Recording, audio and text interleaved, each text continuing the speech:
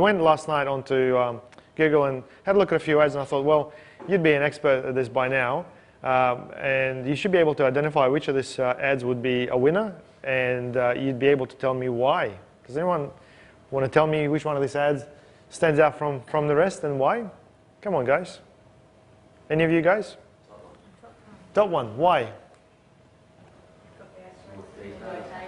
Yeah. So you're looking for a bathroom renovations in Brisbane. Okay, bathroom reno in Brisbane. It ranks #1. Great. It's got a phone number right there straight away. From strip out to fit off, managing the whole project, free quotation.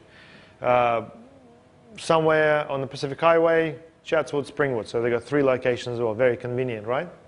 So that's pretty good. You can actually call them straight away. Last one. Renovation builder, quality renovations, large and small, free renovation consultant quotes and the phone number. Probably not too bad. This one's got the location. You can see that they're local as well. Second one, affordable bathroom renovations, all needs and budgets. Inquire online. So what you can see with this one is probably designed by a digital agency. They're trying to get people through to the website. And you'll find that a lot of people will drop off after they go to the website because there might be another distracting object there. There might be an offer or something else that scares them away. I'm a big fan of having the ad capturing the person, if possible, feature the phone number and the call to action straight away as well. Okay, well, that's pretty spot on. The first one is definitely the winner here. What about this one? Which one do you reckon stands out?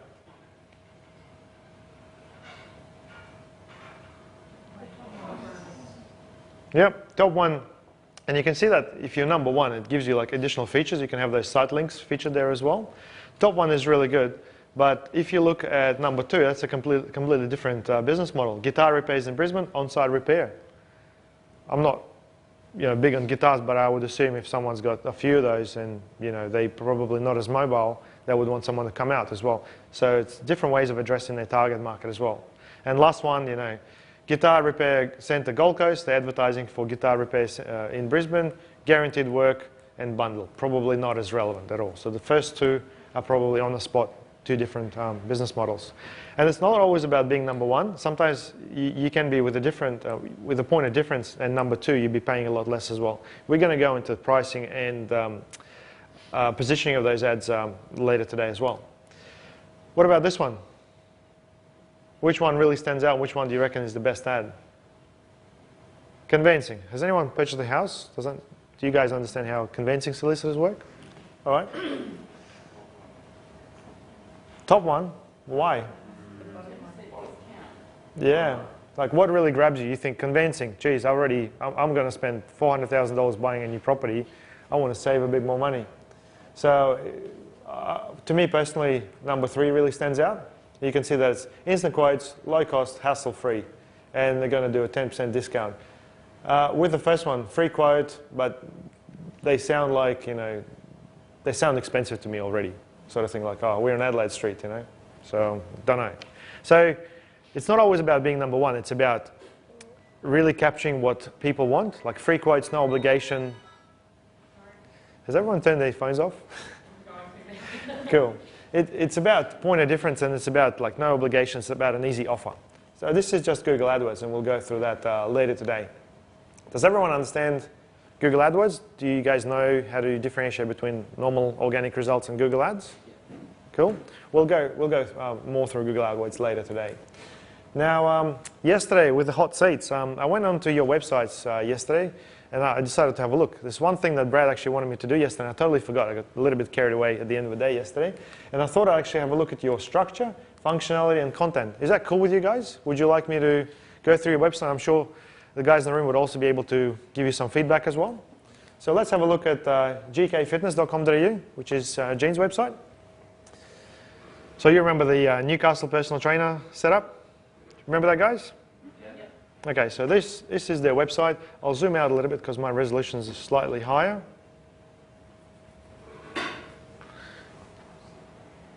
Okay, so you come to the website. This is the navigation. Pretty good headline. There's an offer and a video straight away. Pleasing to the eye, quite professional. There's some customer testimonials there. There's some cool images, not so cool for some people, but someone who's looking at this website can definitely refer back to it and say, okay, well, this is what I want, before and afters. It looks like a great website. However, you got to consider some things like what are the top what are the must-have websites on what are the top must-have pages on your website that we covered yesterday? You've got the home, contact. What were the other ones? About us, yeah. So that perhaps is something you could implement. People might be interested to see who you are, who your trainers are. What were the other ones? Privacy policy disclaimers. So usually at the bottom of a page you've got those. So you've got none of those, privacy policy and disclaimer. And it's always a good idea to put a copyright symbol at the bottom of your page saying that all your content is copyrighted, because right now anyone can go to your website, copy your content, and good luck pointing out that you've got the original content. Just having that for legal purposes, you know, gkfitness.com.au copyright 2014, all rights reserved, will do the trick. Just that little note. Usually goes to the footer of your page. Now, I really like this website. I think it's quite clean. The only thing I don't like is that the phone number is actually embedded into the image. And when you look at it on the mobile website, it becomes really, really small. I'd put that as the actual text so people can actually look at it. And most importantly, on the mobiles, they can tap on it and tap to call. So, you know, when you tap on the number, it starts dialing. I'd recommend that. And also, see results in just 28 days or 110% of your money back guaranteed is an awesome offer. But there isn't anything about, you know, what to do next with that. There's phone number, there's email, but making it really simple would be awesome. Like, call now to inquire about this. You know, call us now, limited offer, something like that. The bit with claim your free Kickstart pack, $97 value. This is really good, but it's sort of like you got two offers here happening at the same time. I try them maybe one at a time, or maybe get this to complement that. Now, in order to act on this particular offer over here, you need to click, you know, get started here. Why did you decide to do a pop-up rather than just having those fields in there straight away? I basically listened to the guys' optimized requests. Okay. Say they are getting better results with opt-ins through micro commitments. Okay. And I actually found, before I even knew that Optimized was doing that, I opted in the same way. Yeah. The button. Okay. And it popped up on the card with the details in. I thought it was a good idea. Yeah, I recommend testing it purely because pop-ups work different across different devices, and you've got to consider your iPads and mobiles as well. I'm a big fan of just doing everything the shortest way possible, so eliminate the number of clicks required to get an action done. So that's what I'd recommend, and I recommend you test that. But overall, nice looking website. If you were to take this particular website and put it into Google, let's have a look at your title and description, see if it's any relevant. So Gene Kelly Fitness, click here to book your free 30-minute personal training session, weight loss, fitness, and personal training. Now, your website is not about Gene Kelly as such. You'd like to be coming up for personal training in Newcastle. So your title and your description over here needs to reflect that as well. So you need to change your titles and descriptions in order for Google to pick you up better. Do you rank anywhere at the moment for Newcastle personal trainer? Well, here's why. And you need some more content on your blog around that you're a personal trainer in Newcastle, maybe a couple of landing pages about suburbs where people in Newcastle will be looking. Does that make sense? Anything else you'd like to add, guys, to this website? Any observations? Maybe I'm missing something this morning? Come on, guys, you know everything about this sort of stuff now.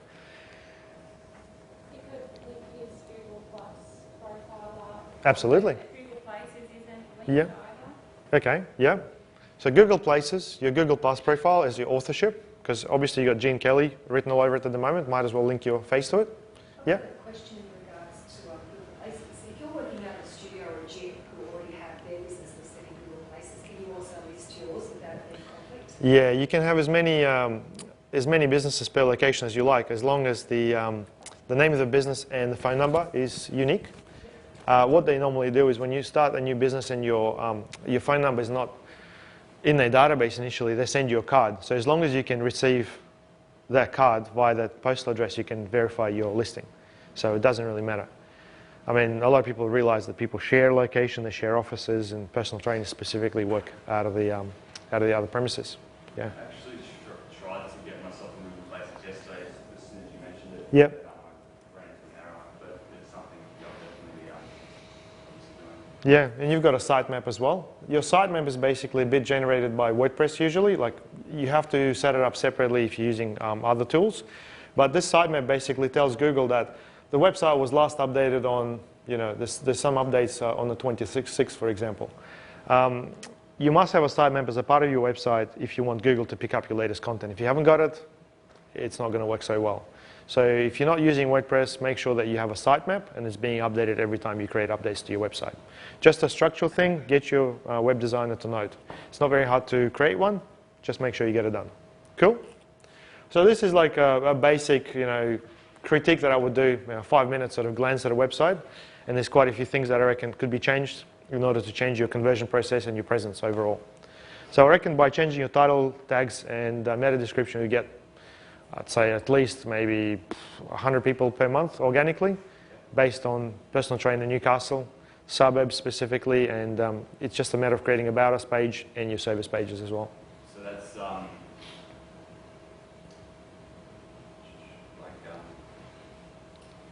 in the list that you gave us. That's right. Pictures, image description.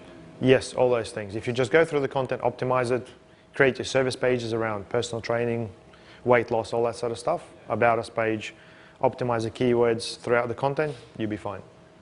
Cool. What do you recommend with the location if you're not training out of the studio, so if you're outdoor? Yeah, you can just say a suburb or a particular street or a particular park. That's what you need to say. But then they can't send you photos then. That's true, but at least on your website it reflects the locations. One of the first questions is, where are you based? Yeah. For the Google rank, it's not going to then... No, you can't, unfortunately, pick a location of the park as your business location. It doesn't work that way.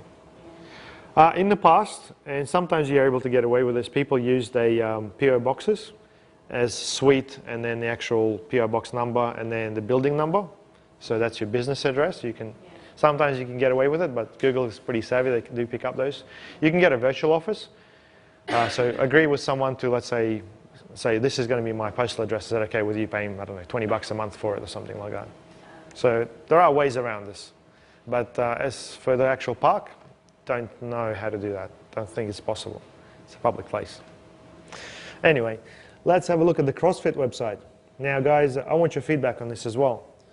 So this is the first hot seat that we did yesterday.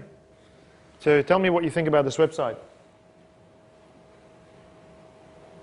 Come on, this is all just thoughts, thinking out loud, because there's no right or wrong answers. So it's a direct response marketing type of website about CrossFit business. Phone number? Yeah, you're right. So yesterday, from the feedback that we got, it's basically a business that services local people that don't travel too far away. There's not too much about the location on the homepage straight away, and my advice would be to include the location and your phone number throughout the header on every page that you do, and also an inquiry form to make it really easy. Is it obvious to you that the free trial is like the most important part of this website? To me, it doesn't really stand out that much, and I'd recommend maybe making the whole process a bit shorter. Direct response marketing is great, but I think it's a one-way street. You're expecting everyone to read through this process before they make an action. I like having a couple of options as shortcuts as well. Maybe this could be a landing page within your marketing, but having just a bit of a general one. We are located at, put a Google map in there, send us an inquiry, book online, that sort of stuff. There's something funny happening with the Facebook like thing up there too. Yeah, your Facebook like page is sort of out of alignment and it's pushed to the side there. So you might want to have a look at the alignment of it. Overall, there's a lot of white here, and when you've got a lot of text and a lot of white, it's very hard to read. So if I were to zoom out of this page, obviously run a different resolution, but we were to look at this page, like it's too much white. Just adding a background to it on the sides will make the text stand out a little bit more. And you also got home, about us, happy clients, contact us. And let's have a look if there's any other pages down below. You've got your copyright at the bottom, but you probably can't see this, but it says 2013. So your content copyright is outdated, and also no privacy policy or a disclaimer on your website as well. So you need to add those pages. So structurally, I would probably change the website a bit, because you got quite a professional logo and you've got your color scheme there, but the website just doesn't reflect any of that. It's fairly white and it's fairly plain. So I'd recommend maybe spending a little bit more energy and putting together maybe a different look for this whole thing and simplifying the whole look of the front page. What you also find is that the links within the website, they've got this weird symbol here. Like this is the About Us page and this is how the page looks. To Google, this doesn't mean anything. Unless you put your keyword within the page name, they can't read this. So whatever's happening with your linking structure, that needs to be addressed as well. Within WordPress, they do that automatically. Within WIX, I think you need to change a couple of settings around. Do you want to say something? So if you were to rename the page on Google, the About Us might be About Us. That's right. Newcastle personal trainer. I wouldn't get carried away with the keyword stuffing on every single page, but About Us is just going to be About Us. But if you've got a section for, let's say, personal training, I do personal training in Newcastle. So whichever pages are relevant to the keyword searches, I'd optimize those. Yeah. So obviously, About Us page is pretty good. It's got the personal trainers there. So I like this one. Now let's have a look at the contact page. So guys, can you see anything wrong with this contact page? Anyone? Maybe a little bit small with the... Yeah, maybe the phone number doesn't really stand out so much, or the email address could be a click to actually start an email as an action. But the actual form, we're asking for name, email, phone number, subject, and message. Why do you need a subject there? They're really just sending an inquiry, so subject is probably irrelevant. Send. I prefer to change all the buttons to things that mean something straight away, like get now, send now, something that happens straight away, and make sure that there's a confirmation that comes up, email has been sent and received, or you're going to get a response within 24 hours. I get a lot of people, especially the older part of people, they send in a message and they say, I'm not sure if you received my message, they actually call you straight away. I emailed you, did you get my message? So it's like, okay, well, it sort of defeats the purpose of having that form, so make sure that something comes up and tells them what happened. In terms of, you got your 110% money back guarantee, that sort of takes over your branding as well. So you got to make sure you sort of work out what you want to position first. Is that you? Is it the guarantee, or is it the brand? Is it like the whole business? So maybe I'd recommend building this around your brand and having a guarantee along the side with your opt-in along the side. So basically having that inquiry form everywhere. Does that sort of make sense? I don't think this website structurally is lacking a few things like sitemaps and a few other things as well. So you got to have a look at that too. But obviously you've done it yourself, and I think you did a good job. It's a good start. It's only going to be better from now on. You build it yourself, did you? Yeah, my partner. Yeah, okay. Yep. So we get no idea of the door just Yeah. winged it. So this is good, like we know exactly what we need to do. So Yeah, and I was really amazed with the testimonials and stuff. They have got real names and phone numbers as well, so someone can actually call these people up and find out.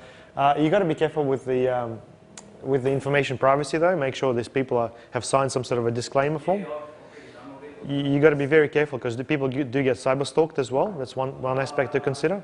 So because there's a full name there, just maybe leave a name, forget the last name, if you want, or maybe just change phone number to an email because it could. Yeah, that's right. Yeah, someone can Google this person up, find where they are, and it's going to get you in a lot of trouble. Especially that you haven't got a privacy policy or a disclaimer on your website. You're not saying how you're dealing with this information here. So got to be very careful with that. Videos are great. You got some awesome photos there. One thing I find is you've got a lot of content. There's no headlines. Like it's just content and content and content. When you scroll through it, there's really nothing that's grabbing you. that was actually the next thing we wanted to add to, like have a little caption or whatever. Yeah, I basically would do, these are our customer testimonials. We collect our testimonials from our customers who completed blah, blah, blah, a bit of a spiel. You know, testimonial from Jesse, for example. There's a testimonial, there's a bit of a signature, you know, email address if you like to contact a phone, remove maybe the phone number, last name, whatever you like to do. Leave the photos, they're great. Next one, headline, that person. So you can easily scroll through the site and find that. Because someone might be going, oh, you know, I saw your testimonial on that page. They want to find it straight away. They're not going to read all the copy. They want to jump to it straight away. So it's a bit of a shortcut. But overall, it's pretty good. Any other feedback? Just to add to that, the headline can be one of the key points out of that testimonial. Sure. Just say Yeah. 20 kilos or something like that. So you can say, lost 20 kilos in less than 3 months. Or whatever. Yeah. It's the newspaper thing, you know, Manly's Home Dead, go on and read the rest of it. Yeah, you know how the main elements usually sticks out, they turn it into a bit of a headline, you're reading something and there's something that's just been repeated. That's a good way of doing it too. Any other comments on this, boys, girls? No? I've got a question for Tulsa. How's it working? Is it generating leads or is anything? Like we only done one Facebook ad since we got the website live, and we got like 10 emails, phone calls straight away. Yeah. I think we converted like 3 people. Yeah, good. And then ever since then, I've kind of haven't done any other marketing. Like I haven't even done another Facebook ad. So like yesterday was good. So one Facebook ad? Yeah. One Facebook ad. How much does that Facebook ad cost? $20, I think. $20. And I had like 10 inquiries. Maybe like 40,000. Yeah. Something like that. Yeah. I did a bit of research. Inquiries converted 3 of them and $50 a week, so they're a $2,500 a year client. There's a $7,500 spend and $20. Yeah, it's awesome return on investment. I had a look at CrossFit yesterday. It seems to be a bit of an untapped market at the moment. With all the personal training, if you start looking for personal trainer, Brisbane, it's all about become a personal trainer. A lot of institutes jumped onto it. CrossFit is one of those. Yes, there's a CrossFit place that only does CrossFit. So it's pretty straightforward and it seems to be quite popular right now. I'd recommend you jump onto that as soon as possible, like with Google Ads and whatever you can. What was that, sorry? Go back, sorry. You will, if you search for personal trainer Brisbane or whatever area, you get all these institutes offering personal trainer to be like part of your career, training to become a personal trainer. So it's actually very hard to find a personal trainer by searching for personal trainer in a particular area. With CrossFit, if you search for CrossFit, only places that come up, they actually provide CrossFit. And there's not too many of them. What I'm trying to say to you right now is probably the good time to jump onto CrossFit as a marketing sort of a keyword and market all around your area in Google, Facebook, whatnot. You're going to get heaps of customers right now. Build your customer base, and you'll find that within a year or two, a lot of people will start advertising for it as well. It's going to become very competitive. So right now is the time. What I also found is you got a couple of social media links like Facebook throughout your website, Twitter and stuff, and they're actually not linked to your website. They're linked to WIX, so you haven't configured those. So Facebook/WIX. Which is what you're using. So you need to customize those as well. So just make sure you go through all the pages within your website. You know where those links go.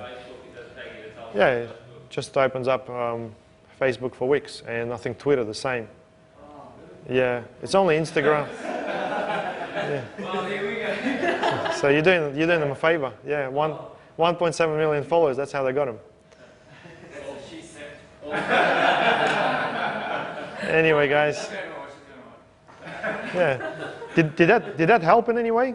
Can you guys see some problems with your websites as well? Yeah. Cool. Anyway, structure in terms of sitemaps, in terms of pages, functionality, buttons and being able to contact someone straight away or being able to execute some sort of an action straight away. Content, making sure you got headlines, keywords, all that sort of stuff. And yeah, those are 2 websites we looked at. I noticed some of you had a look on your computer, but if you like, the domains are gkfitness.com.au and crossfitstaunch.com. Now, where are we at in terms of what have we covered so far? We looked at the ideal customer. I'm pretty sure you know who your ideal customer is now. More or less, maybe question your ideal customer now and sort of rejig the ideal customer profile. Wants, fears, and frustrations of your customers. You're pretty clear on that? Got some ideas? Yep. You know where customers spend their time? You know that they use Google, they use Facebook, they could be looking at Gumtree, all that sort of stuff. Would you agree? Do you know maybe there's some other places where your customers spend their time now? Someone who's got your customer before you? Yep.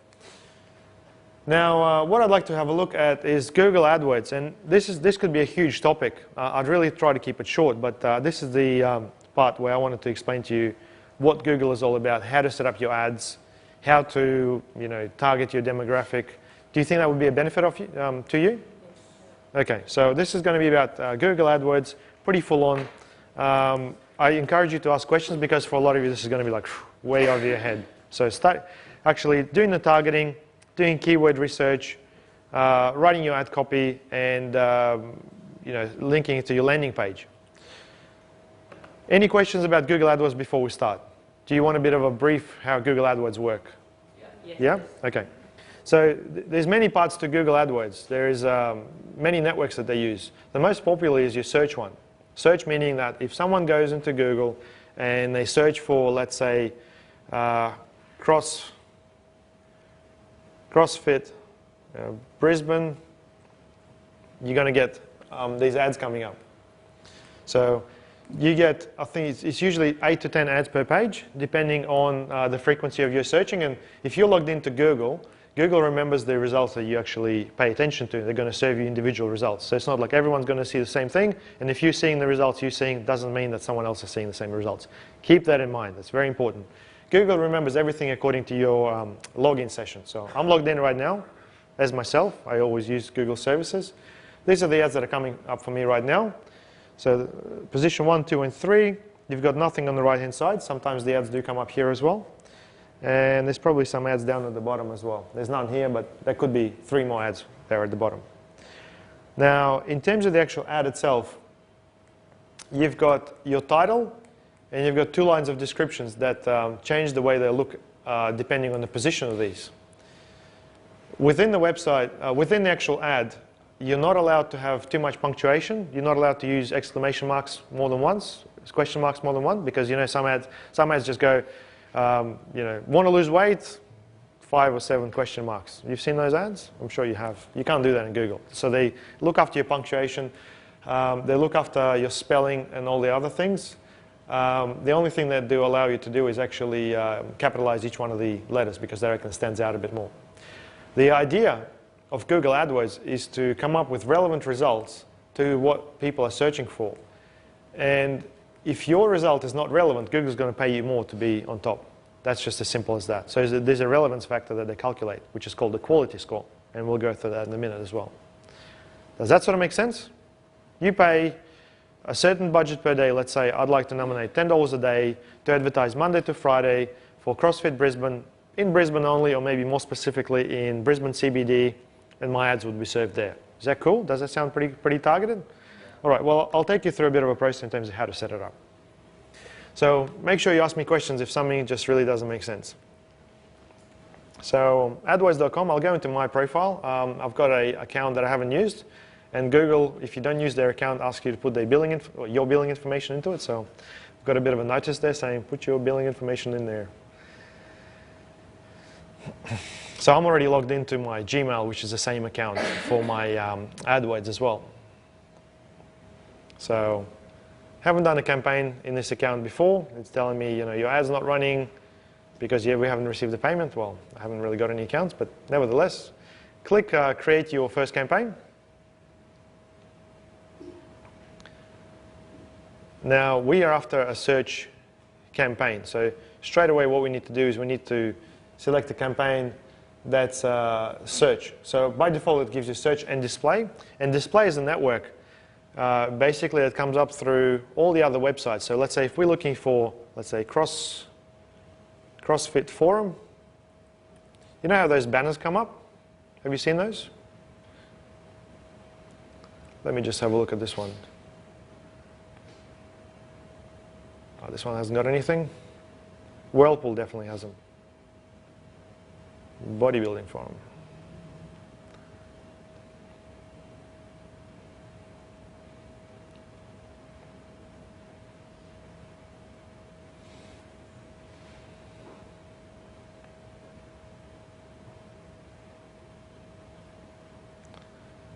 Okay. This side should have some banners here. Yeah, you see how there's a small banner right here. There's a small banner right here.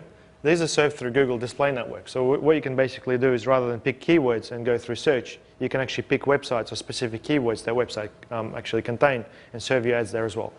But for the sake of this exercise, we're only going to do search.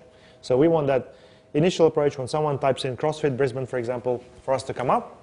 Now, what I did last night was I put together a page on AdWords training, because that was probably the closest thing I could come up that relates to what you do. So Google AdWords training, people wanting to sort of be coached one-on-one, and I think the sales process with that could be very similar to what you guys do. Would that be right? So I went and put together a page. So in my campaign, we want to go for a search network only. I just want to show you that page before we move on. I usually like to do a few things at the same time. I've got like 2 monitors in my office, so you can probably see why I'm trying to do things while something is getting loaded. But let me just show you something that we're going to drive traffic to and build campaign around. So AdWords Training Brisbane. So this is the page that I put together yesterday. So AdWords Training Brisbane, all the information about one-on-one training, who it's for. To book your session now, please inquire via the form or call my number. So there's the form. So this is the page we're going to drive traffic to, and we're going to do a campaign around Google AdWords training. Is that cool? All right. So back to our campaign. We're going to start with a search network campaign only. We're not going to do both. I'm going to call my campaign AdWords Training Brisbane. I might just sit up here. And I want all the features to be enabled, because that's going to give me all the scheduling, all the other things that I want to show you now. Okay.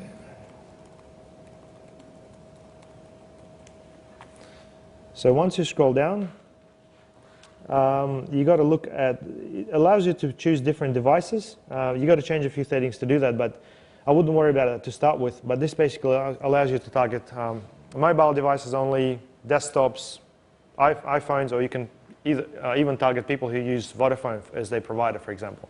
That's under devices. Now, the main thing that I find is the location. For my particular campaign, I'd like to target Brisbane. So in here, by default, it tells me to target all of Australia. I'd like to target Brisbane only. So I'm just going to type in Brisbane, and it's going to give me Brisbane neighborhood, about 12 million people. You think, geez, 12 million people, how realistic is that? Well, it's basically the amount of people that are actually searching all the time. So it could be people traveling on the go. You know, Brisbane is about roughly 1.7 million people, but there's a lot of people that are coming in here, and there's a lot of people searching around Brisbane from external places as well. So this is why it's got neighborhoods. So if someone, for example, changed their search to Brisbane, searching from Singapore, they will find you as well. If you just want Brisbane by itself, it's about 7 million people that are coming through Brisbane, and Brisbane is a fairly big place. It's probably all the way from like above North Lakes all the way almost down to the Gold Coast. That's how big Brisbane is. And what would happen if you choose that, you can actually go and in advanced search find out exactly what you're going to cover. So it shows you the map and it says, okay, well, this is Brisbane. That's what the actual targeting is. So this is all of Brisbane, and if I were to run my campaign, I could basically get all the people that are searching within those areas to see my ad. If I wanted to be more specific, I could try to go for something like, let's say, Brisbane CBD. And sometimes it actually comes up and gives you like specific places, or you could try to go something like, is Brisbane? Places like Melbourne usually have pretty much all of their suburbs listed, so is Brisbane, there you go, 5,000 people searching every month. So let's say if I wanted to add that, that would be it, if this was my target market. What you can also do within, let's see, that's pretty accurate. What you can also do with Google AdWords is you can do radius targeting as well. So let's say I'm located at 755 Stanley Street. So, and I'd like to do a 15 kilometer radius around where I am.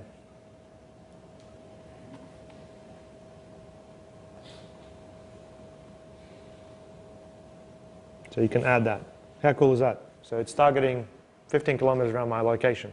Now the trouble with this is that the tracking on iPhones or mobile devices is great because it's got like a GPS tracker on it. On desktops it's a little bit off. So I usually recommend people picking suburbs as well as doing radius targeting as well. Does this make sense so far? So this is how you pick where you are. So let's say if I were to run my campaign, I'd probably just go with Brisbane, because it doesn't really matter for me. It's about the volume here. So I'll go for this one, and I can basically remove all the other ones. So you got a list of all the locations that you're targeting. So I'm just going to go remove that one and remove that one. You've got a few locations options here as well. You can specifically target people in my target location, people viewing from other sources as well, but this is something I normally don't touch. You can target people by language. So if you've got a ethnic sort of audience that you're trying to capture, you can actually have a look at people who use more than one language. So you can target all the, I don't know, Greeks or something in Melbourne or whatever you like. Whatever your business is all about, there's a possibility to do this. Now, the main part of this is bidding strategy. You've got two types of bidding strategies. You've got Google setting up your automatic bids, and sometimes the bids will go through the roof, or you can actually go and look after that manually. So I recommend doing manual bidding. And in terms of default bid, I would recommend to start at about, let's say, $1.50 per your click. And let's say I'd like to do budget of $15 a day. So roughly I want to get about 10 clicks to see how this is going, but we're going to target a really, really specific audience. I'm after people who are looking at AdWords training in Brisbane. And I don't think there's going to be too many of those, so I'm going to be really, really specific to those people. So 10 clicks a day for me it won't be a lot of data, but I just want to see what actually happens to those ads, who clicks them, when, where do they go, what sort of experience they get. So for me, it's more about a scientific experiment. I don't mind spending 15, 20, 30 bucks to see what actually is going to happen from this. Cool? Now, in terms of delivery, which is our next step, you get two types of delivery of your ads. You get standard, which means that Google knows that historically, AdWords Training Brisbane, gets served maybe, I don't know, gets about maybe 1,000 searches per day or 50 searches a day, whatever. They've got all the stats behind it. And my 15 bucks will only last for, so long. So what they actually do is they can stretch your ads out throughout the day. So let's say 15 bucks, you normally need about 100, but what we're going to do is we're going to show you ads in the morning, in the afternoon, during some times, but it's not going to show all the time. Accelerated basically means they will show you ads as soon as possible until your budget runs out. That's one of the beauties of Google AdWords. If you're setting it to 15 bucks a day, it's only going to cost you 15 bucks per day, no more than that. What can happen, however, is sometimes your budget won't be reached. Sometimes you might spend, let's say, 12 bucks a day, and next day might go to 18. So overall, it's balancing around that sort of budget. So sometimes you might wonder, oh, I've set my budget to be 20 bucks. They charged me $24 today. Well, you look at your day yesterday, you might be paying like 16 bucks only. So it sort of balances that out. So that's really important. A lot of people set this to standard, set a small budget, and they realize they can't see the ad. It just doesn't come up for them. Now, ad extensions. These are the things that you saw below the ads. So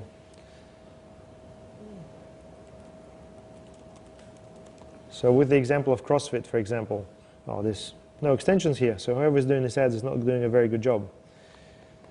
I think I looked at bathroom renovations.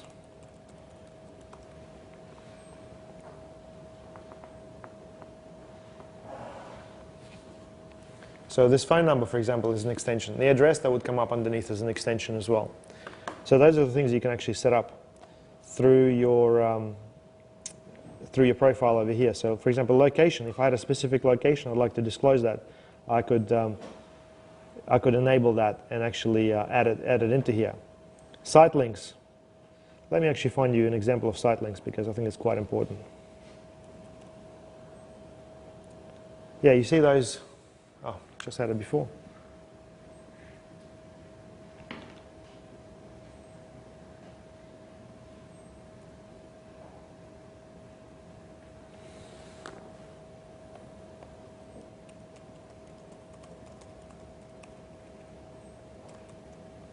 It's coming up right here. Those are the site link extensions, which are shortcuts to pages within your website.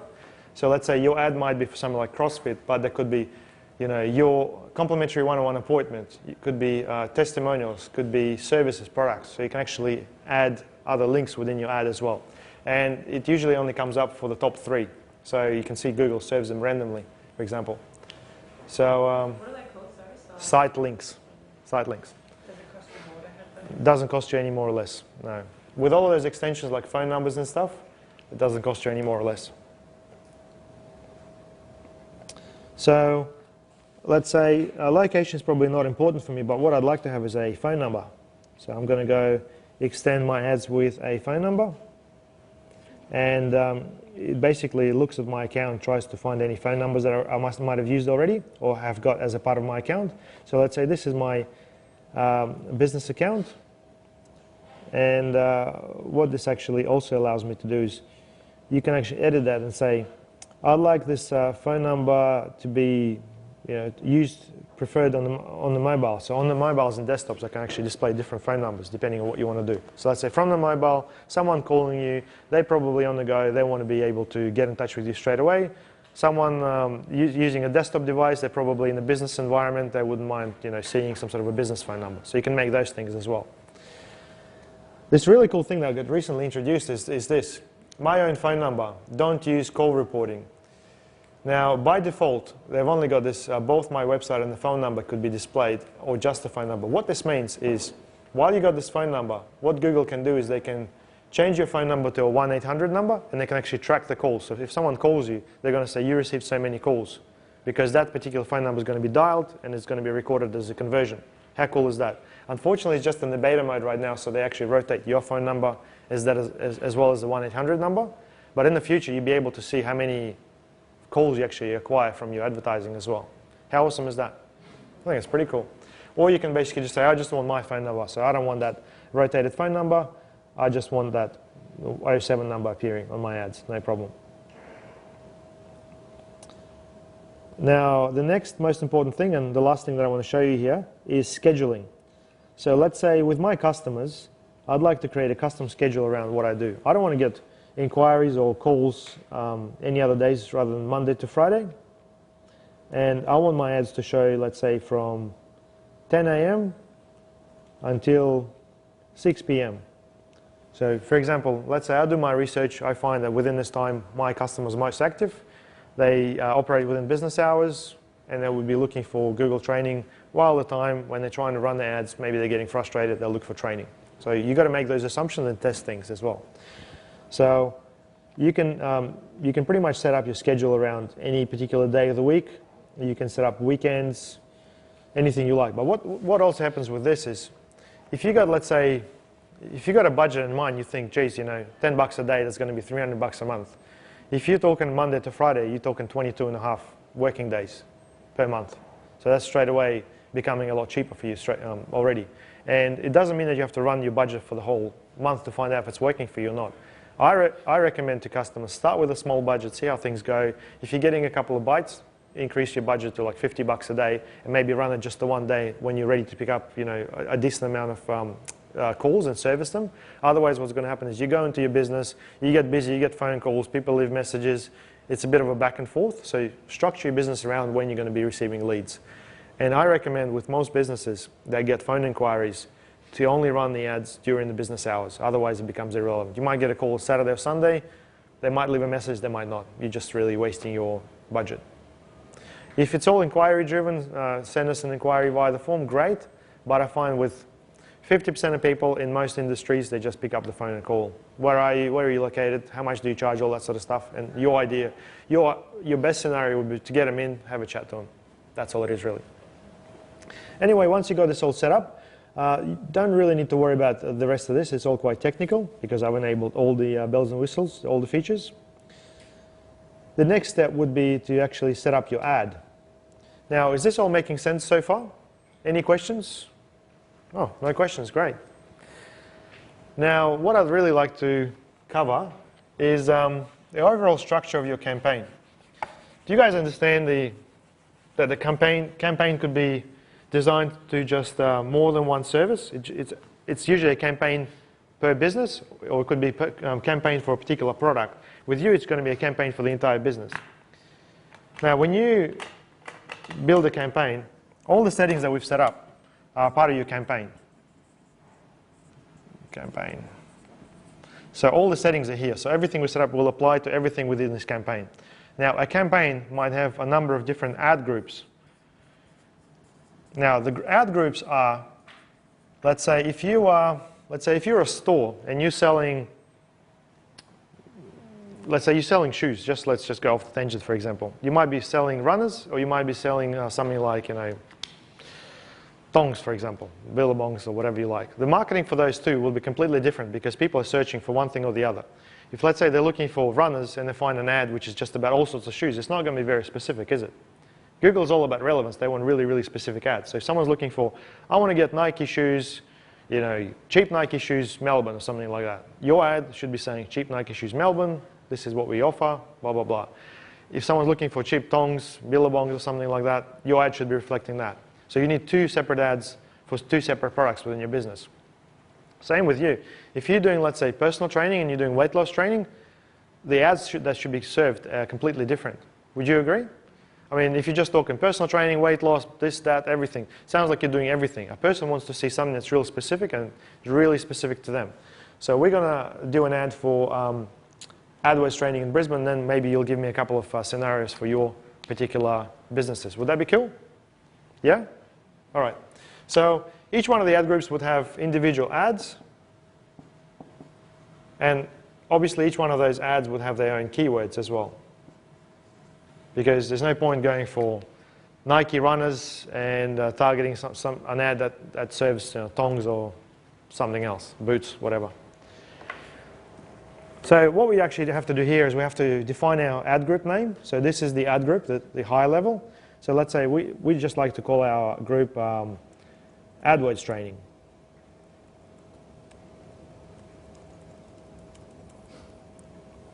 So when someone's looking for AdWords training, I'd like my ad to look like this. AdWords training Brisbane. And you can see straight away how that number of characters runs out. See how it's got like 1. And there's a limit to it. So your title can only be 25 characters in length. So that's the number of letters you can actually use, letters and punctuation. And what you actually get is you get a bit of a preview tool on the side as well. So AdWords training Brisbane, and then it's got some sort of a default ad in there. But when you actually start typing stuff in there, so qualified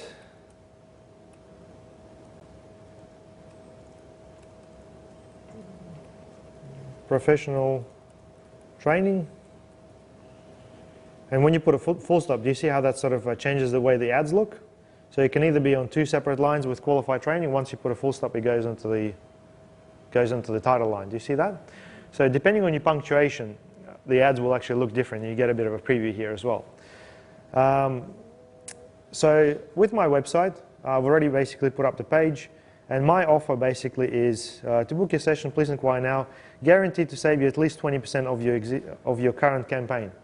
So I'm basically targeting people that are already running their Google AdWords and having trouble with it. They're paying too much. It's not working out for them. So save you at least 20% of your current campaign. So what I'm going to do is I'm going to include that. Save you at least 20%.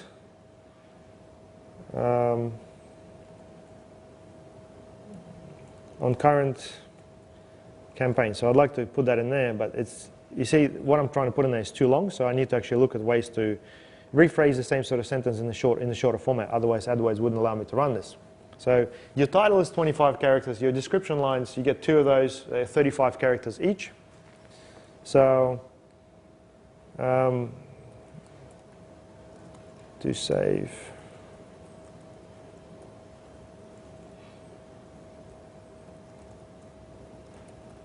So what I like to do is I like to put the ad around. This is what we are targeting. So this is going to get highlighted in the ad. This is who we are, qualified professional training. This is my call to action, guaranteed to save you. Call now. I want people to call. The reason why I'm doing this way, because there's going to be a phone number displayed right next to this ad. I want people to actually call straight away without having to go through to my website. If they do, great, they will find all that same information. Guaranteed to save you 20%. Now, with this top line, I've still got 2 characters, so I can actually put something else there as well. Now, with the display URL is actually what's going to show in the ad. So if you're looking here, this is your display URL. It doesn't mean that the actual person would go to that URL. It could be a different URL within the same website. So Google allows you to play around with that. What I want with that is I'd like to put yews.com.au, which is the name of my website, short for Your Easy Web Solutions. And I'd like to do /, and I want to include my main keyword in there as well. And you can basically put that in like so. So AdWords Training Brisbane. And in a preview, it comes up like that, AdWords Training Brisbane. Now this is going to get highlighted along with that, so it creates more relevance around my keyword. It's a bit of a trick. there's no page on my website that's actually called that. The page on my website is actually this. It's got hyphens in between. So this is very important. My destination URL by default is my top URL, but I'm actually going to drive it to that. So while this is being displayed, there's actually no page like that. It goes to another one. I'm purely doing this to create more relevance between the actual search and my ad as well. Does that make sense? Yep.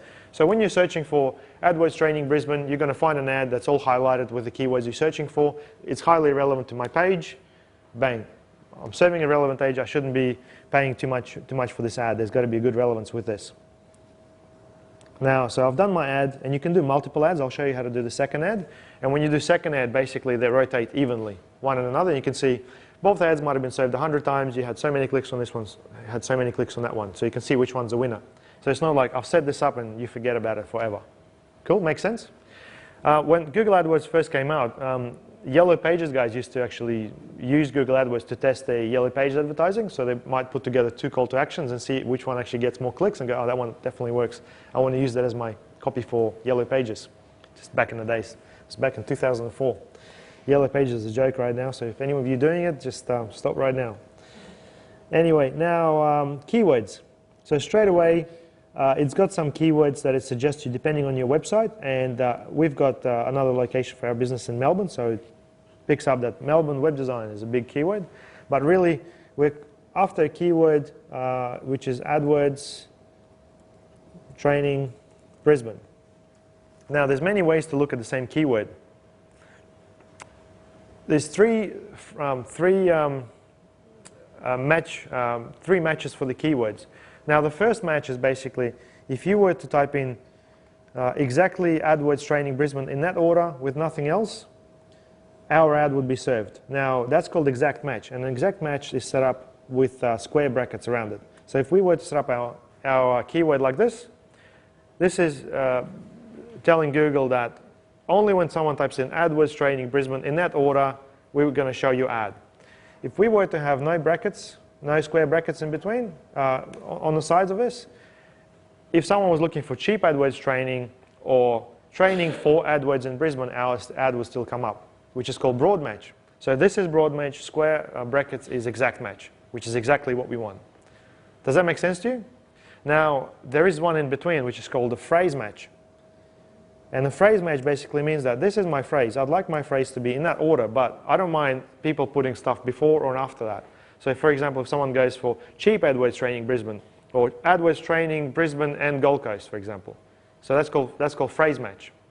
My favorite one is phrase match because you actually get pretty targeted people looking at your ads while you don't get like people just wasting your budget. As opposed to broad, you could be looking for website and AdWords training, Gold Coast and Brisbane. I don't want that. I just want Brisbane. I want this specifically in that order. And the keyword tool that we used yesterday will tell you exactly what people are typing in. And you can play around with the keywords that you get. Make sense? So you basically find your keywords, you build your ads around the keywords, and you basically make sure that you target most relevant ones. My advice, go with the phrase. That's usually the best one.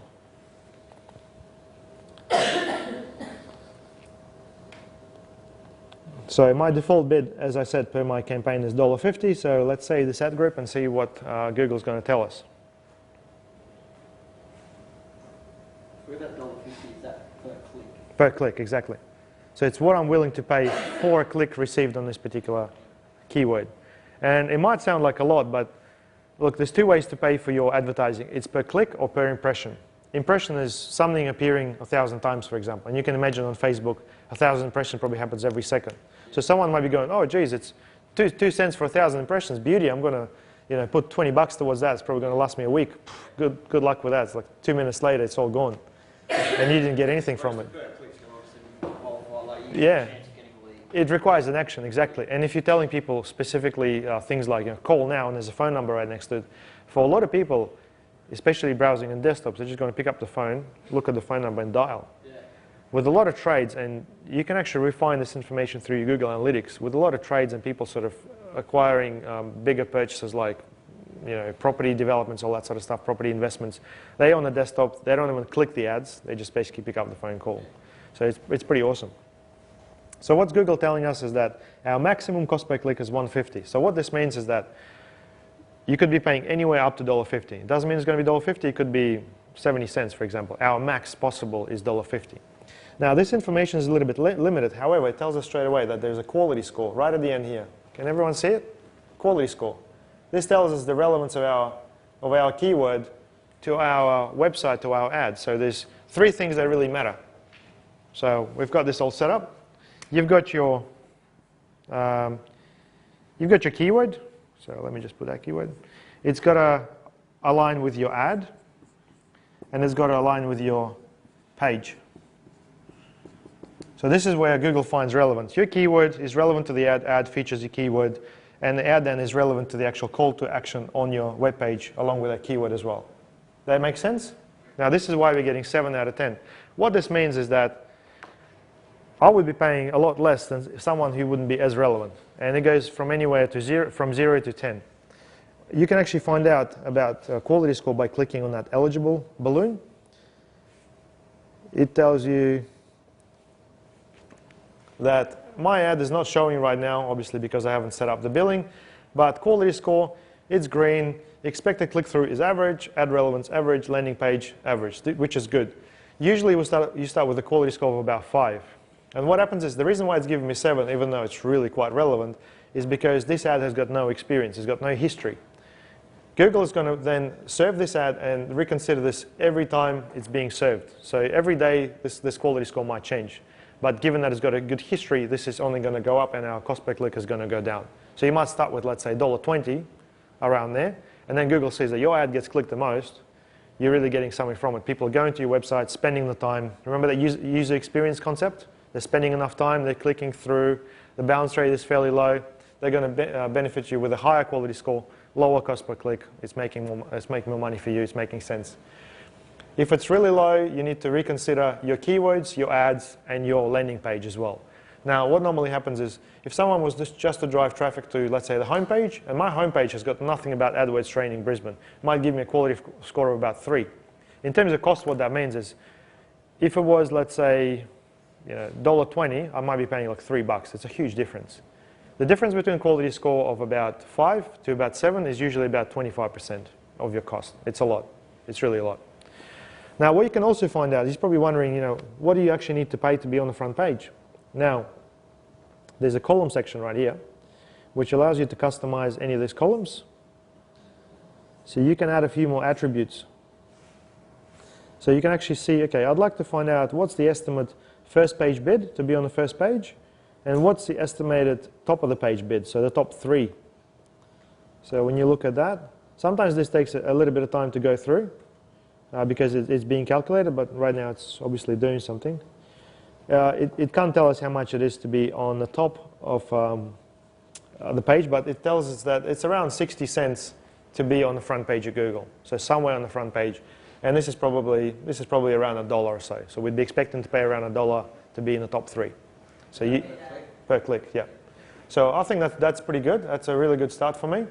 And yeah, it's definitely worth doing it.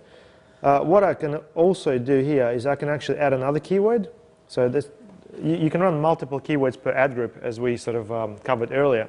So let's say another keyword I'd like to add to this group, which is highly relevant, is, let's say, AdWords training. And let's say this time I want to do that in square brackets, which are what? Come on, guys.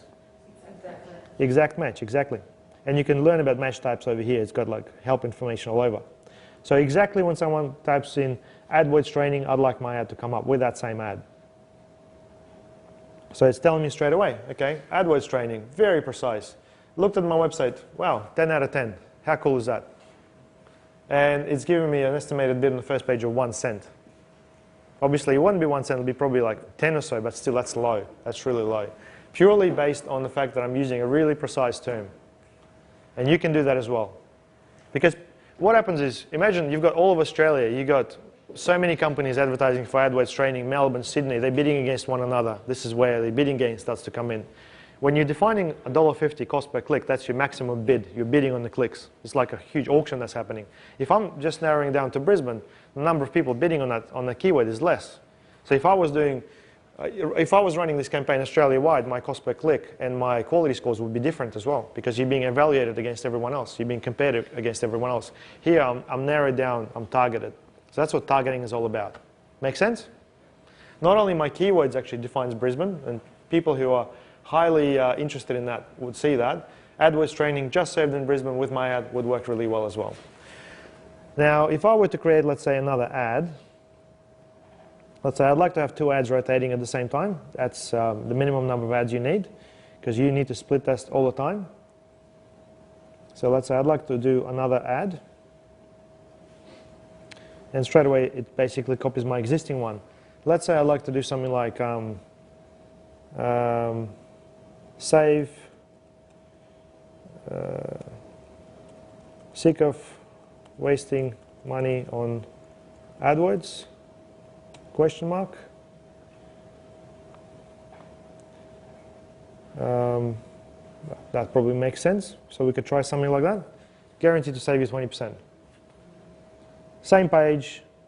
We can make this preferred for the mobiles, but it doesn't really matter. Save it. And now we've got the 2 ads in our ad group. And what you're going to see is you're going to see, okay, this ad had that many impressions, that had that many impressions, this is the number of clicks they acquired, this is your click-through rate, which is the number of clicks from your impressions. Does everyone understand what impressions are? Yeah? When you basically go to Google by typing this in, each one of those ads has just received an impression. They've just been seen. I've just seen those. Now, the ads below the fold, like these ones, you didn't see those ads just before, did you? I had to scroll, but they still receive an impression. Now, it probably gets you thinking where you need to be in terms of your ads. Can anyone tell me? Can anyone guess where should your ads be? The top 3 are like gold, but what you'll find is the number 1 and number 2 usually bid a fair bit to be there. But number 3 and number 4 are the safe bits, and you might find that you might be getting a bit of a steal in terms of marketing when you're doing this. Now, the key is being precise. I wouldn't just recommend going personal trainer and targeting, you know, your suburb and the next. You're probably not going to get the volume, and it's probably going to cost a fair bit, because there might be Fitness First next door, or there might be a huge business institute doing courses in that. I'd recommend being specific with your keywords, specific with your area, and specific with your ads. Make sense? Cool. Now, in terms of your Google AdWords, obviously always fine-tune it, but you need to set up multiple ad groups. Now, if I wanted to run, let's say, another group for, let's say, web development, I'd run it as a separate group to that, although it's one big campaign for your Easy Web Solutions. Or I could do basically just AdWords training under one campaign, and that's it. Any questions on this, guys? Yeah, making sense? Fairly easy? Cool. Well, this is a pretty straightforward campaign, and I think yours should be the same. Now, the only thing is, you're probably wondering, you know, there's heaps of people who are going to look for, let's say, AdWords training jobs or courses. Maybe, let's say, I don't want to do a course. Maybe I want to do more one-on-one. Let's say I want to filter out things like people searching for free stuff, free AdWords training, because AdWords themselves provide courses sometimes. They're hard to find, but how do I filter out any of these queries given those keywords? Can anyone tell me? Any guesses? There's such a thing as negative keywords. So you can establish a keyword for the entire campaign that's going to filter out all the queries associated with it. Now, this is where a lot of people make a mistake. They never add any of their negative keywords. So below your words are your campaign level keywords. So that means the keywords we will add here will cover the entire campaign, like all of it. And the keywords, normally you want things like free, I want jobs. Let's say I'd like to filter out keywords like video, image, and say that's it. I'd like to filter those out. What this means is, if someone, for example, is looking for, let's say, video for AdWords Training Brisbane or AdWords Training Brisbane jobs, if I don't set up my negative keywords, I'm going to get more impressions. If I'm going to get more impressions but I'm going to get no clicks, Google's going to look at my ad and is going to say, well, your ad isn't really that good to your keyword. We're going to get you to pay more because it doesn't look like the people who are seeing your ad are benefiting from it. It's irrelevant. So Google's got this whole game about getting you to pay more for not being relevant. Does that make sense? So you need to basically decrease the number of impressions that you don't need and increase the number of impressions that you actually do need. Now, once you get some stat, in this column there's a detail section with all keywords. let's say you're targeting broad or phrase match keywords, so you're getting some other keywords as well. So someone looking for AdWords training, Brisbane, and Gold Coast, for example. And our ad's going to be safe because we're targeting phrase. And I want to know about those keywords. If you go to this section, details and all, it's going to tell you all the queries that have been typed in according to your setup. So after a month or so, you can refine and see, okay, well, there's actually people searching for AdWords training, Brisbane and Gold Coast. Maybe I should refine my ads and reset them. Or there might be someone looking for, let's say, qualified training, AdWords training Brisbane. And I'm not even capturing that with my ad. So you need to rejig it. Cool? So it's just a matter of looking at the stats. Now, can anyone tell me how the positions are distributed? Any guesses?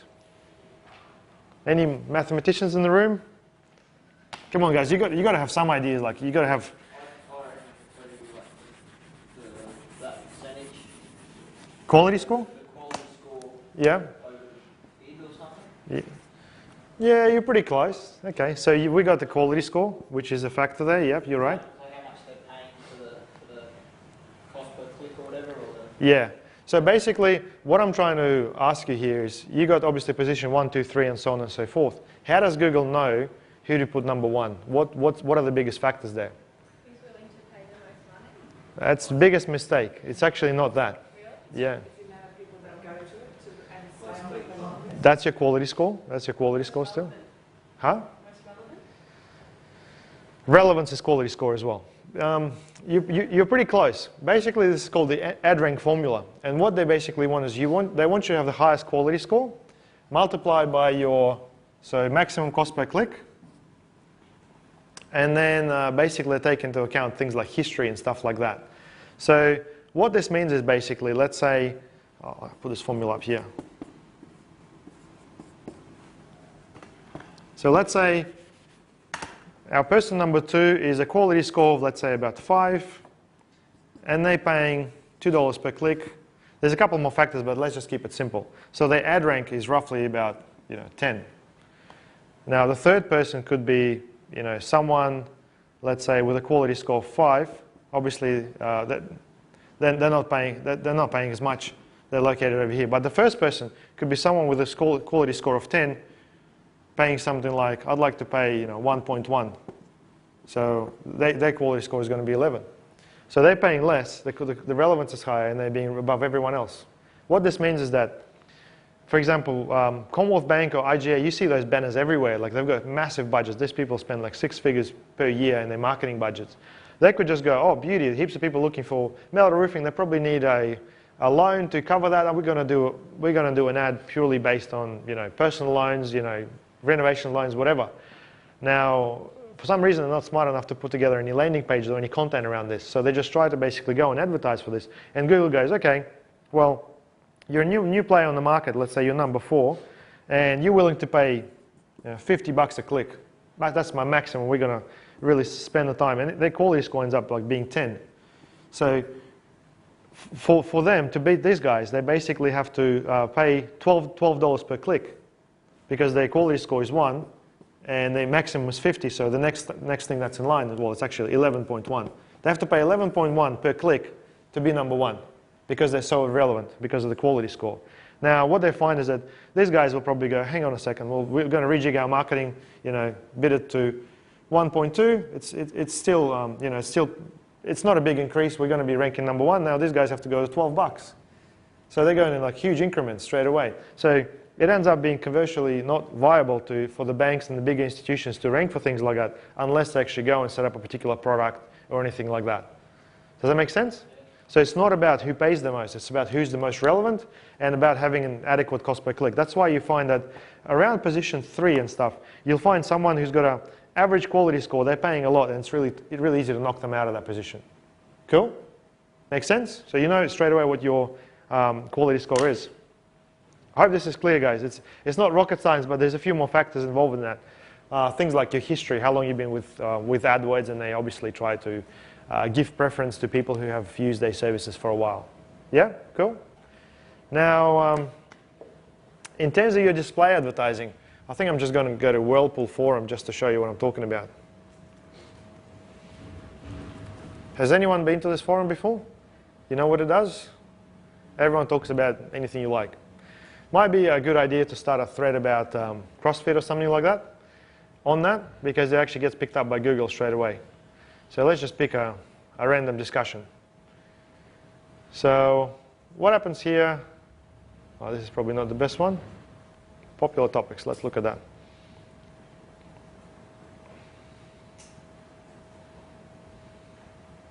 Anything from Dick's Myth Worth It, that's a good one.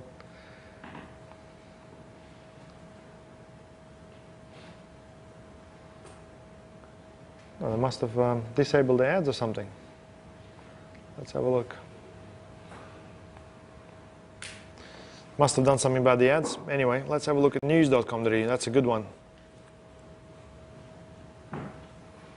So you go to news.com.au, which is a pretty popular portal. What happens is you'll find that there's heaps of ads that are coming up, and there's something like advertisement either on the top or the bottom of it. There's something that's eventually going to load up. There you go. Nicobate. They're spending a fortune to be here. But it actually doesn't cost them that much. So you can do graphical ads, you can do text ads, you can do just image or flash ads or whatever you like. These guys are bidding on every single position. There's 3 positions per page that Google allows you to bid on. So there's another one right at the bottom here.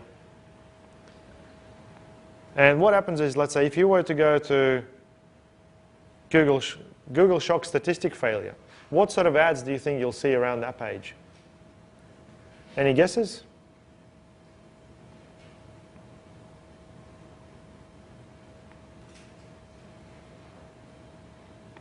It's probably Telstra or something like that. Make a call. So what happens is, the display advertising works in such a way that you provide your banner or your piece of content. Banners are usually better because they stand out really well. And Telstra right now, I think this is Telstra, they're targeting people looking at keywords like data through the content and serve their ads because they have an arrangement with news.com.au. Now, it doesn't take much to do that arrangement. I can go and apply for a program which is called Google AdSense, and they provide me with a little code.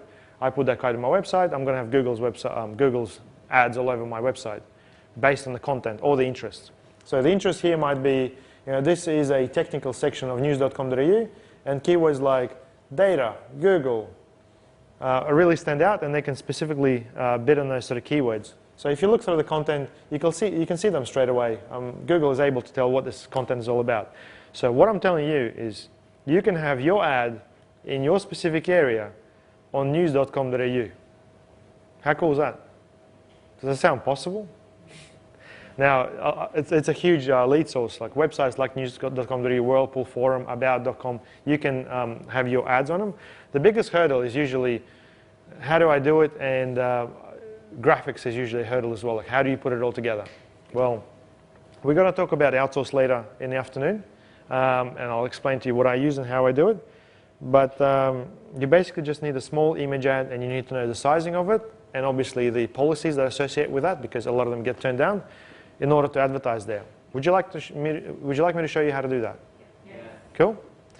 Now, the thing about display advertising is that it costs about 70 to 90% less than search. So search might be $1.50. We're talking about maybe 15 to 20 cents for display. It's a lot cheaper. It's really, really cool. It's a steal. But most people are just not sure how to do it. It just seems too complicated. So we're going to go back to our campaigns. So I'm going to go into my campaigns section. So that's how I want to show you all of my campaigns. So campaign can either be search or display. So we already got a search campaign. I want to set up a display one.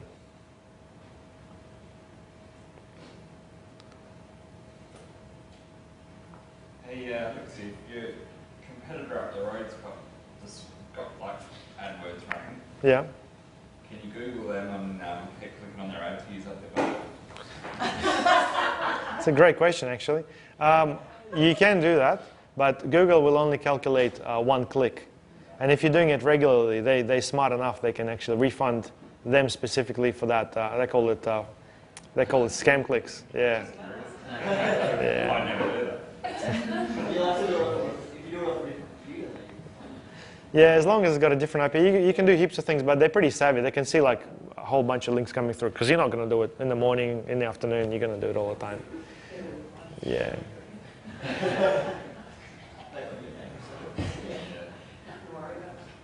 Anyway, so what we're going to do now is we're going to create another campaign. For some reason my internet, I think, is playing up a little bit. Doesn't want to load any more stuff.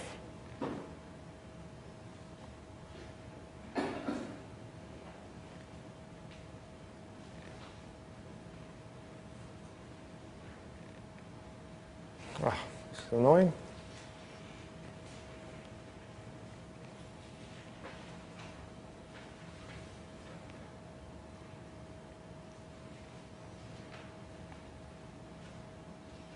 So there's another one right there. And it says add choices. They call it differently. Advertisement, add choices. Click on here and it takes you through the whole AdWords setup process. Okay, so our campaigns, we're going to go and start a new campaign. Just display network only.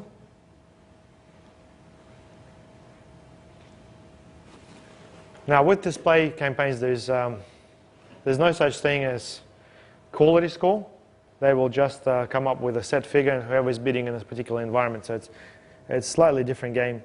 But if you were just to go with that, I'd go for AdWords, training, Brisbane, display. And some of the features are a little bit differently, but most of the stuff is still the same. So I'm going to go for Brisbane. And if you're getting really precise, display doesn't work so well because it's you got to have a bit of a wider area for it. But usually about 15-20 kilometer area you can cover quite well. So let's say I'd like to. I'll just actually leave the bidding strategy as it suggests me, and I'll go, let's say, $5 a day. Delivery method, I want that ASAP.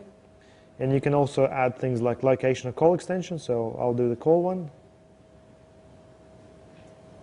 And you can add a schedule to this as well. But for the sake of the argument, I don't want to waste any time because we're already sort of going into our morning tea.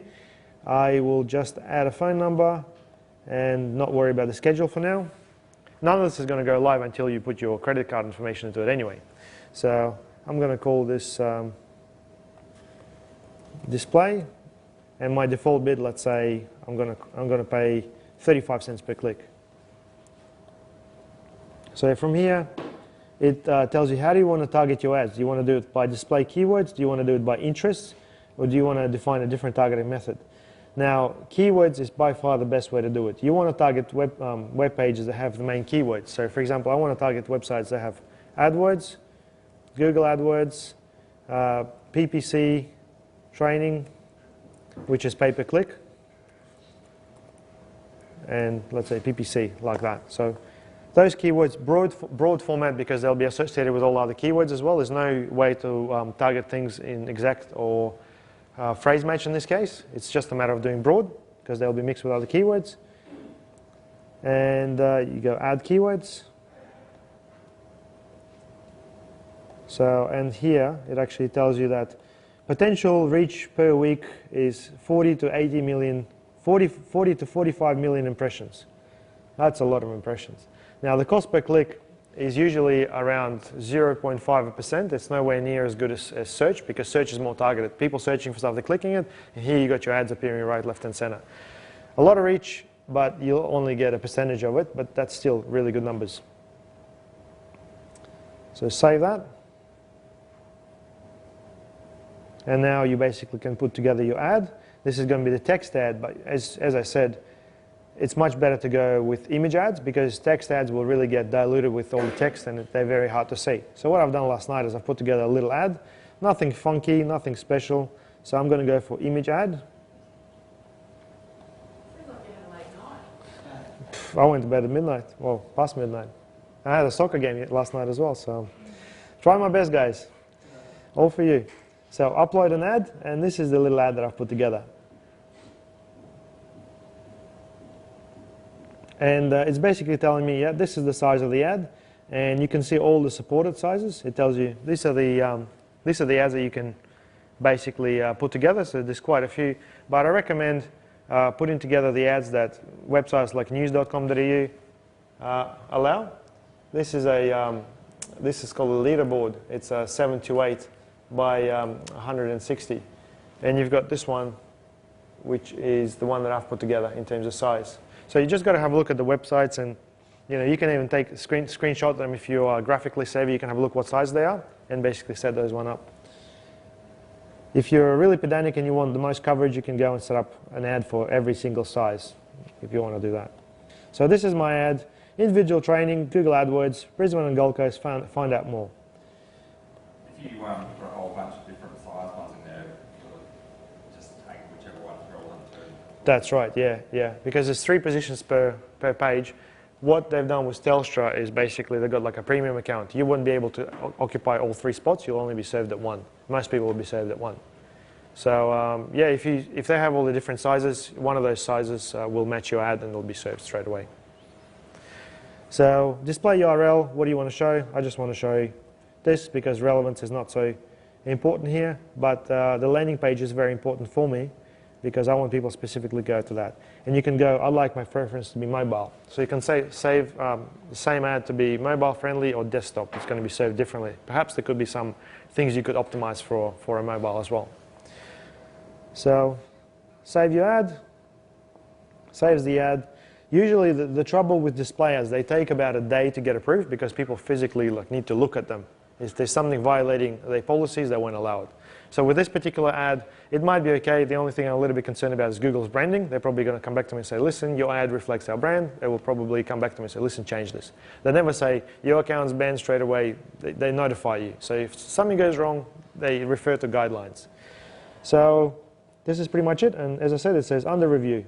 So if you have a look at that, it tells you that the status is pending and people will need to look at that. But within about 24 hours, they will basically come back to you and say, you need to change this ad or it's live, it's eligible. That's it. That's all it is. Is that cool? Now guys, this alone is like a multi-million-dollar strategy for heaps of businesses. I mean, I don't know how many customers I've had turning their business around just from this. And it really comes back to your offer. It comes back to finding a niche within a niche. I've had a beauty salon in Paddington, Sydney, who was just about to go broke because they're saying, oh, we're doing SEO, we're doing Google AdWords, it's costing us too much. We're trying to build in things like laser hair removal. It's getting more and more expensive. There's bigger players on the market.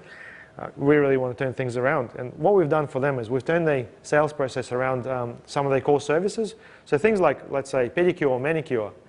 It's not very expensive and it's not very hard to bid for, but what happens during that process is when a customer is sort of tied down for half an hour to an hour, usually women talk, right? So they speak to the customer while they're servicing them. They can actually create that relationship that gets them into other services. So we looked across the lower type of service and we found that pregnancy massage was a really, really good one. They made a fair bit of a profit on it. At the same time, they made the connection with the customer and they ended up having the customer coming back for everything else, laser hair removal and whatnot. How cool is that? In terms of pregnancy massage as opposed to laser hair removal, on the search side of things, laser hair removal was like $5 a click, just commercially unviable. Pregnancy massage, maybe 75 cents. That's just a comparison for you. And conversion-wise, it was heaps better for them as well. Cool? Any questions? So find that niche within a niche, apply your message to your ad, and test at least 2 messages at the same time. So you're running 2 ads, they're rotating. Test that for a week, have a look at your stats. You need to get at least 100 people to your website before you can make a decision saying this is a good or a bad ad. Don't go to the website straight away. 100 people is what you need to sample. If you're getting, let's say, click-through rate of about 1%, that's a good start. I'd be aiming at about 2%. If you're doing above 2%, you're doing really well. If you're doing above 5, you're doing awesome. If you're doing great. If you're doing above 10, you're doing awesome. Your ad is like, wow, kick ass. And the only way to do it is basically find out little gems within your business and really create awesome ads against them. Anyway, I hope this is all making sense to you guys because I think this alone is like one of those killer strategies. So search, we've gone through targeting, keyword research, the ad copy, the landing page. We haven't really gone so much into detail, but I'm pretty sure you have a pretty good idea from what we've done yesterday. And with that practical example, I think it all makes sense. Display ads. So keyword research, interest research is a bit of an interesting one, but I don't really use it personally. I much prefer to go for keywords because if someone's looking for CrossFit, and you're looking at fitness as an interest, you're going to get a bigger crowd of people, but not specifically targeting that. It's all about the volume. I personally don't think you need the interest. But interest is more about, on Facebook, what do people follow? If they're after fitness, if they're after losing weight, you could do that. But it's a lot of websites that the website will come across. Website research. Research websites like news.com.au, have a look where you see those banners, and you might think, wow, I want my ad in there. So you might just think that the demographic is there.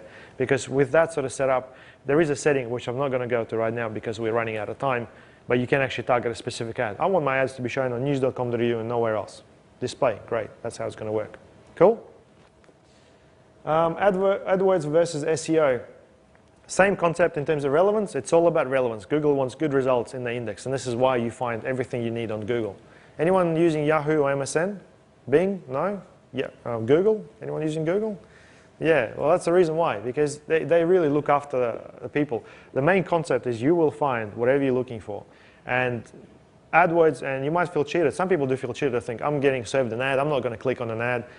With me, if I'm going to go and buy something or I'm looking for a business, I'd rather click on an ad than whatever Google is going to serve me organically, because they could just go and tweak things around. Whereas these guys are willing to spend money to get customers. It automatically makes sense to me. Everyone's different, but Google AdWords really, really works. Relevance is very important. User experience is the key. If you basically rank organically in Google and you have an ad running for the same thing, a lot of people say, oh, I'm already running there organically. I don't want to come up on paid ads. I'm going to be paying a lot. Usually it's triple the results. How many times do you go to a website and you think, oh, this guy's like everywhere. He must be doing something right. I'm going to go check them out.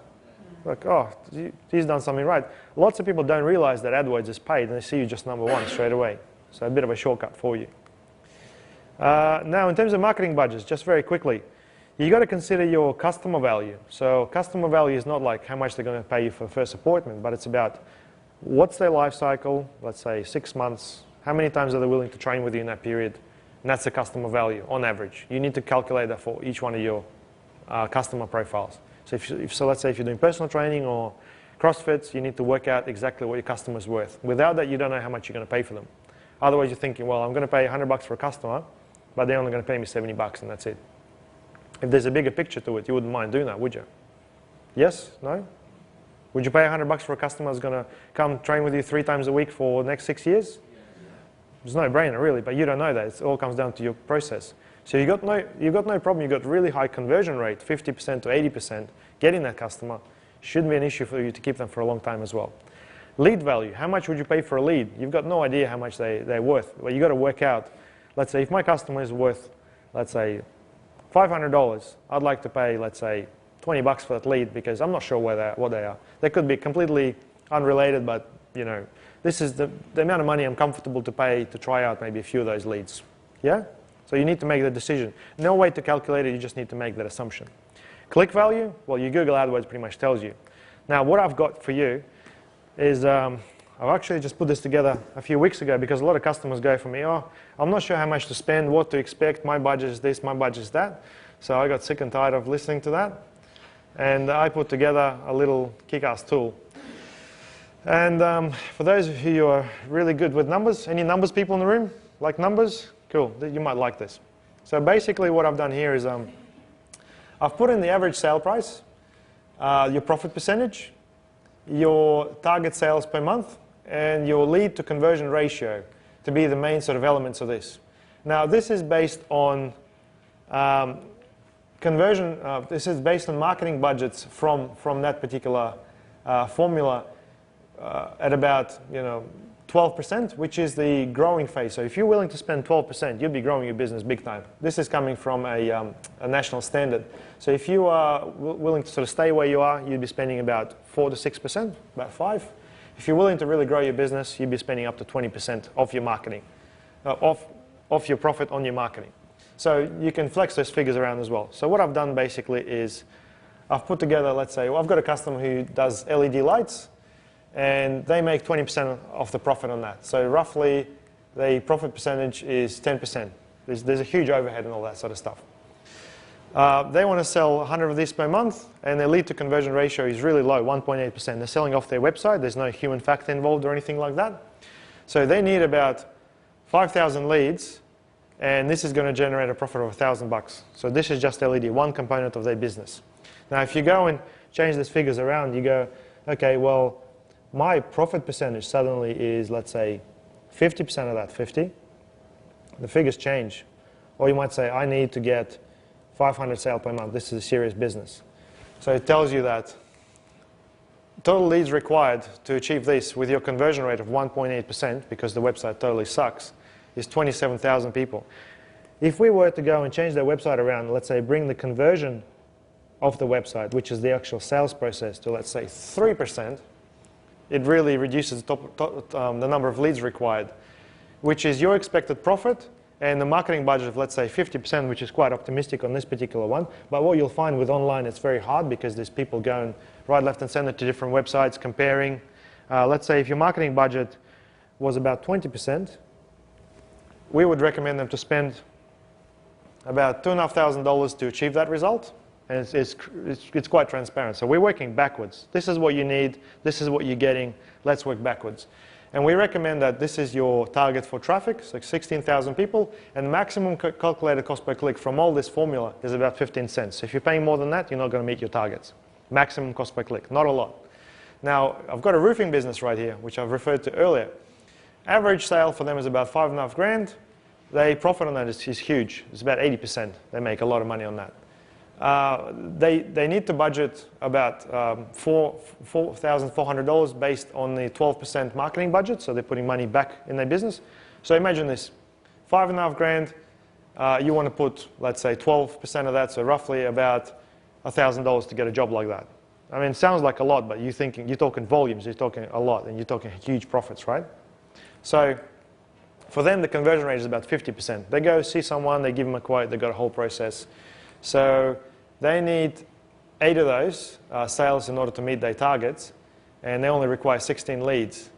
Now, with a website conversion rate, well, lead conversion rate, it's basically them talking to people. That's why this is so high. But if this was happening off the website, it'd drop right off. Expected profit, 35 grand, and they recommend a marketing budget about 4 grand, which is what they're paying me right now. This is a real scenario. This is like a real example. Can you imagine a roofing business making that much money? Yeah? Yeah, you can. But look, you get one of those mates who's working real hard. It's his, baby. It's his business. One-man band. He's on the tools. If you're going to come to him and say, listen, pay me 4 grand, I'm going to get you $35,000, he's probably going to laugh at you. So it's a gradual exercise. We started off with $15 a day and build his budget right up. Now he's one of my best customers. And if you look at this formula, with that sort of formula in place, he's able to spend up to $10 per click. That's his maximum. So we can always, put him up quite high. He's probably spending about $3.75 per click. So we've got heaps of room to play with in order to reach those goals. Would you like me to share that calculator with you? Yeah. And I put together one for personal training as well, because I thought you guys would be wondering, what happens if, something happens? So can someone tell me some of their figures? Would you like me to run some of the figures through this? Anyone? All right. So what's your average sale price? $69. $69, yep. And your profit percentage from that? How much do you actually make? Put in your pocket. Probably, say 35. 35%. Oh, 35%, probably 50%. Okay, 50%. You need to work this out. So you basically, you can budget from $35. So how many target sales per month do you have? What's your yeah, what's your goal? Sorry? 80 sessions. 80 sessions per month? And your lead to conversion ratio, once you get someone? At the moment, it's probably around 85%. 85%, wow, that's really high. So you need 160 leads in order, hang on, that hasn't calculated yet. You need 94 leads in order for that to happen. And your profit would be roughly about $2,760. Would that be about right? Your marketing budget from that should be around $300 per month. And your cost per click is around 35 cents per click if you want to use Google. And obviously, depending on your website, let's say if it's converting at 5%, you'll need about 1,800 people coming to your website. Cool? Make sense? The way we work is we basically work backwards. We don't look at, I've got $800 to spend on my advertising, what can I get for it? It's more about, mate, what do you really want? are these numbers making sense? You might think, well, what I really budgeted for is quite low, or what I'm really trying to get is really quite high. Don't get carried away by the numbers, because you also got to be able to service those customers as well. You need to be able to service 100 customers if you get those. If you budget for something huge, you're going to get leads and phone calls through the roof. It can turn messy as well. But is this helpful? All right, I'll share that calculator with you. It's one of my sales tools.